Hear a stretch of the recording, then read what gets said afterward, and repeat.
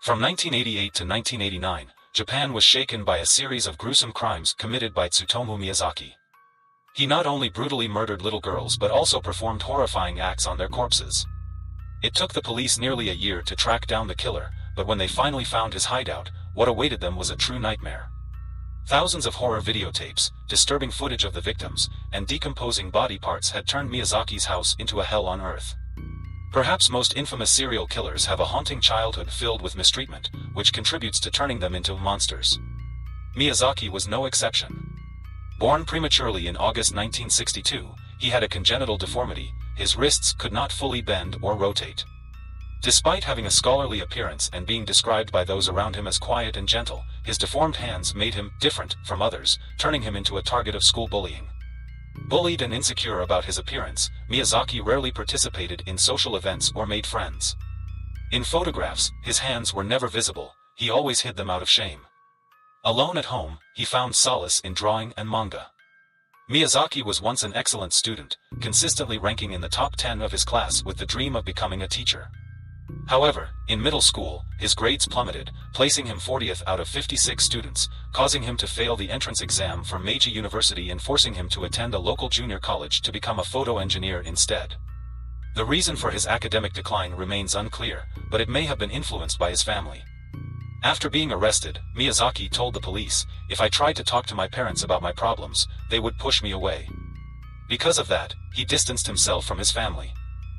Miyazaki felt that even his younger sister looked down on him. The only person he thought really cared about his personal happiness was his grandfather. In addition, Miyazaki's relationship with his elder sister was closer than all his other relatives. In college, Miyazaki became more and more different. He often secretly took pictures of women playing tennis on the court and read pornographic magazines, but this gradually became boring to him. By 1984, Miyazaki started looking for child pornography because at that time Japanese law had many loopholes, so he freely searched and collected his favorite genres. In 1988, marked a tragic turning point for Miyazaki when his grandfather, the only person he felt truly cared for him, passed away. Experts believe this was the tipping point, unleashing the demon imprisoned inside Miyazaki. From 1988 to 1989, Miyazaki murdered 4 innocent young girls, aged between 4 and 7. Each crime followed the same horrifying pattern. First victim, August 1988. A 4-year-old girl was lured into his car. He strangled her to death before committing vile acts on her corpse. Not stopping there, Miyazaki took photographs of the body and kept the victim's clothes as trophies. Second victim, October 1988. A 7-year-old girl was kidnapped and murdered in a similar manner. Her body was discarded in a forest, where the police later found only scattered bone fragments. Third victim, December 1988. Another 4-year-old girl fell prey to Miyazaki. After killing her, he sent a letter to the victim's family, stating, "The girl has been cremated. Only bones remain. Go find them." Fourth victim, June 1989. A 5-year-old girl. This time, he brought the body home, took photographs, and committed horrifying acts.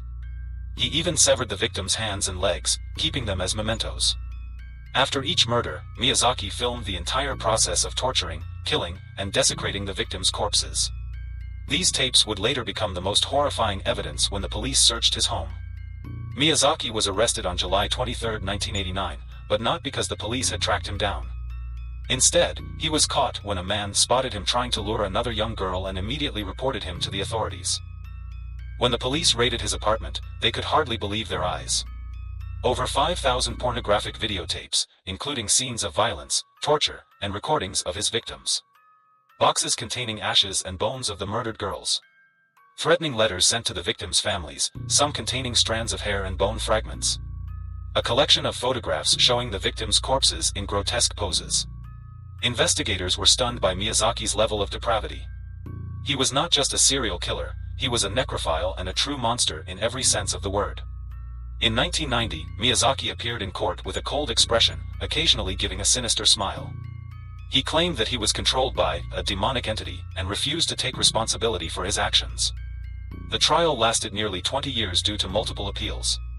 Although some psychological experts argued that he suffered from mental illness, the sheer brutality of his crimes led the court to reject all justifications. In 1997, Miyazaki was sentenced to death. On June 17, 2008, he was executed by hanging. Before his death, he showed no remorse but only expressed regret that he could not complete his video collection. The Miyazaki case caused a massive shock in Japan, throwing society into panic. Parents no longer dared to let their children go out alone. The media also sparked debates about the influence of otaku culture on crime. From then on, Japan tightened control over film content, and the police received better training in handling individuals with psychological abnormalities.